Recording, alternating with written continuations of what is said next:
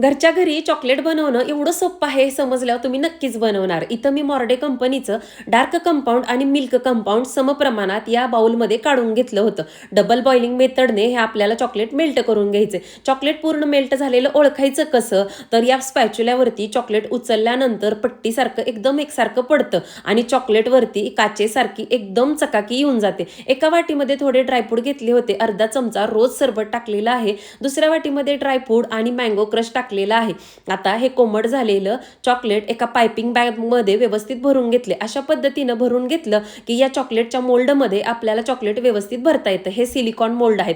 तुम्हाला हवे असतील तर कोपऱ्यामध्ये प्रोडक्ट टॅग करून देते. आता चॉकलेट मोल्डमध्ये सुरुवातीला थोडं चॉकलेट भरून घेतलं, त्यानंतर हे ड्रायफ्रूटचं मिश्रण भरलं, त्याच्यावरती परत एकदा हे चॉकलेट भरून घेतलेलं आहे. बघा, तुमची मुलं जर सारखी चॉकलेट्स मागत असतील किंवा कुठं ट्रिपला जाणार असतील तर अशी हेल्दी आणि स्वच्छ घरी बनवलेली चॉकलेट तुम्ही सुद्धा नक्की ट्राय करू शकता. आता 10 मिनिटासाठी हे चॉकलेट्स मी फ्रीजमध्ये ठेवले होते. अगदी 10 ते 15 मिनिटात घरच्या घरी तुम्ही 50 पर्यंत चॉकलेट्स बनवू शकता आणि सिलिकॉन मोल्ड असल्यामुळे खूप इझिली हे चॉकलेट्स निघतात. आपल्या चॉकलेटवरती किती चकाकी आणि शाईन आले तुम्ही बघू शकता. आणि या शिंपल्याच्या आकाराचे चॉकलेट्स तर खूप सुंदर दिसत होते.